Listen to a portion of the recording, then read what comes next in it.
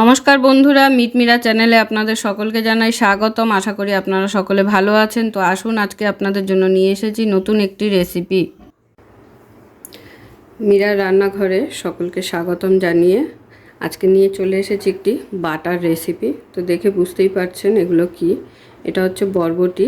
তো বরবটি বাটা অনেকেই খেয়েছেন, আজকে আমি একটু ইউনিকভাবে এই বাটাটা করব। তো প্রথমে এই বরবটিগুলোকে ভালো করে কেটে ছোট ছোট করে ধুয়ে নেব। এই বাটাটার ইউনিক হলো এই বাটাটার মধ্যে আমি চিংড়ি মাছের মাথা দেব। তো চিংড়ি মাছের মাথাগুলোকে আমি ছাড়িয়ে খুব ভালো করে ধুয়ে নিয়েছি। তো এটাকেও এই বাটার সাথে আমি দিয়ে দেব। তো তার জন্য এই বাটাটা কিন্তু খেতে একদম খুব অন্যরকম হবে। তো যারা বাটা খেতে খুব ভালোবাসেন তাদেরকে বলবো অবশ্যই একবার এইভাবে ট্রাই করবেন। তো চলুন, প্রথমে আমি বরবটিগুলো একটু কেটে নিই ভালো করে।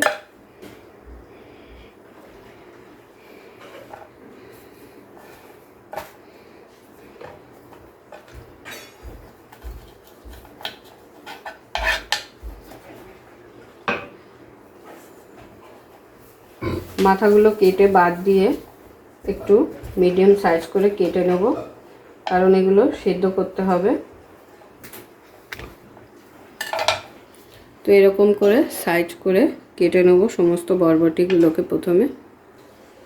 তাহলে দেখুন, সমস্ত বরবটি আমি এইভাবে কেটে নিয়েছি। এবারে বরবটিগুলোকে একটু নুন দিয়ে সেদ্ধ করে নেব প্রথমে। তো বরবটিগুলো এই বাটিটার মধ্যে নিয়ে সেদ্ধ করতে দেব।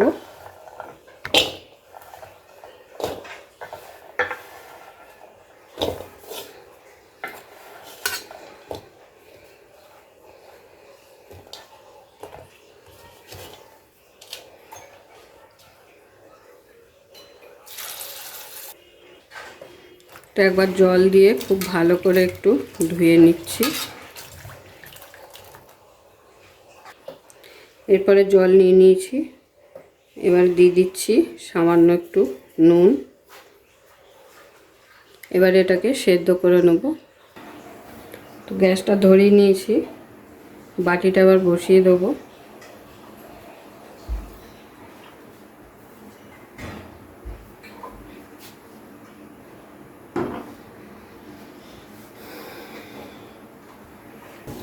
তো যতক্ষণে বরবটিগুলো সেদ্ধ হচ্ছে ততক্ষণে আমি এদিকে চিংড়ি মাছের মাথাগুলো ভেজে নেব। তো তার জন্য এখানে আমি কড়াইতে তেল নিয়ে নিয়েছি।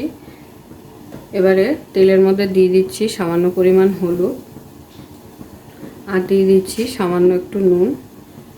খুব সামান্য তেল নিয়েছি, বেশি তেল দরকার নেই। এবারে এইগুলোকে ভেজে নেব। তো দেখুন, হালকা লাল করে ভেজে নিলাম চিংড়ি মাছের বডিগুলোকে। বডি বলতে মাথা, লেজ, হাত পা, খোসাটা খালি ফেলে দিয়েছিলাম।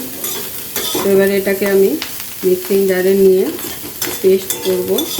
প্রথমে কিন্তু একটু ঠান্ডা হতে দেব, তারপরে পেস্টটা করব। একটা মিক্সিং জার নিয়ে নিয়েছি, এর মধ্যে এবারে এগুলোকে দিয়ে দেবো। কিছুক্ষণ এরকম খোলা রেখে দেবো একটু ঠান্ডা হওয়ার জন্য, তারপরে কিন্তু পেস্টটা করব। এবারে এই কড়াইতেই কিছুটা কালো জিরে টেলে নেব একটু।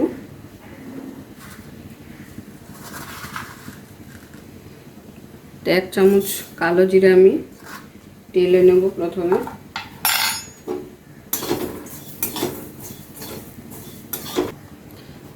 তো খুব ভালোভাবে কালো জিরেটা টেলে নিয়েছি। এবারে এটাকেও একটা বাটিতে তুলে নেব।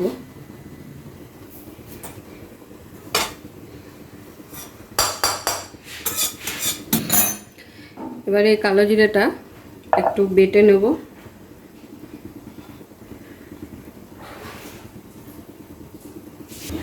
তো কালো জিরাটা বাটার জন্য আমি এখানে শিলনোড়া নিয়ে নিয়েছি। এবারে কালো জিরাটা কিন্তু হাতেই বেটে নেব।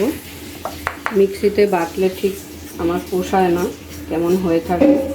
তো সেই কারণে আমি এটাকে হাতেই বাটবো।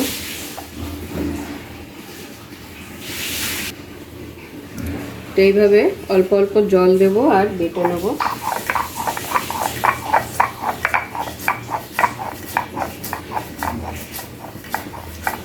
বাটিতে তুলে নিচ্ছি।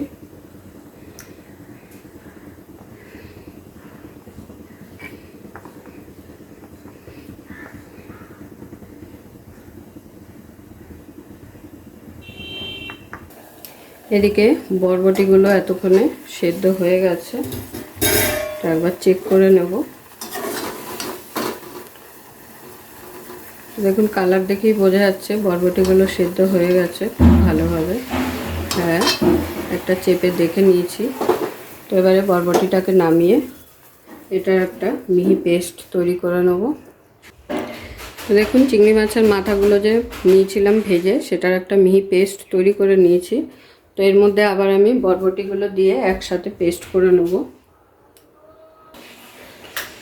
তো এবারে এর মধ্যে দিয়ে দিচ্ছি বরবটিগুলো জল ছেঁকে নিয়েছি।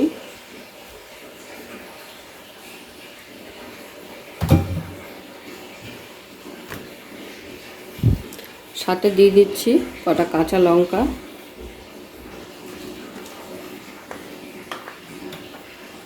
কিছুটা রসুন,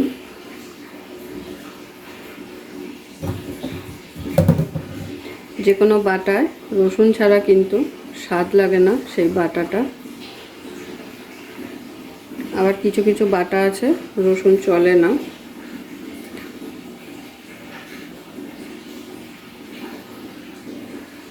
তো বরবটি বাটা হয়তো অনেকেই খেয়েছেন, কিন্তু সবাইকে বলবো এইভাবে একবার বরবটি বেটে খেয়ে দেখবেন, আশা করি ভালো লাগবে। তো বেশ অনেকটার মতো রসুন আমি দিয়ে দিয়েছি। এবারে এই সবগুলোকে একসাথে আবার একবার পেস্ট করে নেব। তো দেখুন সমস্ত কিছু একসাথে খুব ভালোভাবে পেস্ট করে নিয়েছি। তো দেখে বুঝতেই পারছেন খুব সুন্দরভাবে পেস্টটা হয়েছে। এরকম সুন্দর করে পেস্টটা করতে হবে। এবারে এটাকে আমি তেলে ভেজে নেব, তার সাথে কালো জিরে বাটাটাও দিয়ে দেবো।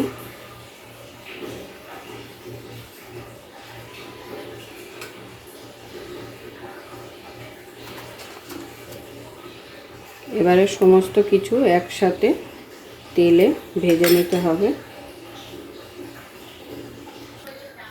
তো এবারে এই বাটাটাকে ভেজে নেব, তার জন্য এখানে কড়াই বসিয়ে দিয়েছি। কড়াইতে দিয়ে দিচ্ছি সর্ষের তেল।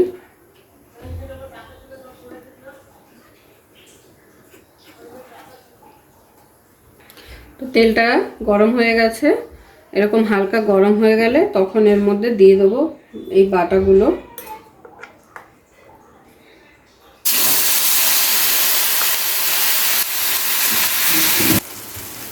তো সমস্ত বাটাটা দিয়ে এরপরে খুব ভালো করে তেলে একটু নেড়ে চেড়ে শুকনো বানিয়ে নিতে হবে। দিয়ে দিচ্ছি পরিমাণ মতো নুন। নুনটা চেক করে দিলেই ভালো হয়, যেহেতু বরবটি সিদ্ধ করার সময় নুন দিয়েছিলাম, প্লাস চিংড়ি মাছের মাথাগুলো ভাজার সময়ও নুন দেওয়া হয়েছিল। তো সেই জন্য বলছি একটু চেক করে নুনটা দেবেন। আর ওগুলো সেদ্ধ করার সময় বা ভাজার সময় একটু নুন তো দিতেই হবে অবশ্যই। সিদ্ধ করার সময় একটু নুন দিলে খুব তাড়াতাড়ি সিদ্ধটা হয়ে যায়। তো এইভাবে অনবরত নেড়ে নেড়ে এটাকে খুব ভালো করে ভেজে নিতে হবে। তো দেখুন পুরো কিন্তু টেনে গেছে অনেকটাই। যখন দেখবেন এরকম ভাজতে ভাজতে কড়াইয়ের গা থেকে ছেড়ে গেছে, দেখুন এক ফোঁটাও কিন্তু কড়াইতে লাগছে না, তখন বুঝবেন এটা খুব ভালোভাবে ভেজে নেওয়া হয়ে গেছে। তো দেখতেই পেলেন কত সিম্পলভাবে এই বাটাটা কিন্তু হয়ে যায়। অবশ্যই একবার সবাই ট্রাই করে দেখবেন।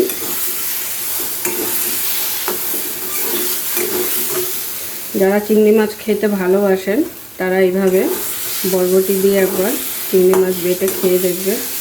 চিংড়ি মাছেরও প্রয়োজন হয় না, যদি এরকম মাথা বডিগুলো রেখে দেওয়া হয় তো সেগুলো দিয়েই কিন্তু করা যায়। তাহলে আমার বাটা একদম রেডি। আমি এবারে ভিডিওটা দেখার জন্য সকলকে অসংখ্য ধন্যবাদ। এরকম আরও নিত্য নতুন ভিডিও দেখার জন্য চ্যানেলটি অবশ্যই সাবস্ক্রাইব করে নেবেন আর পাশে থাকা বেল আইকনটি প্রেস করে নেবেন নতুন রেসিপির আপডেট পাওয়ার জন্য। তো সবাই ভালো থাকবেন, সুস্থ থাকবেন। আবারও দেখা হচ্ছে আপনাদের সাথে নতুন একটি রেসিপি নিয়ে।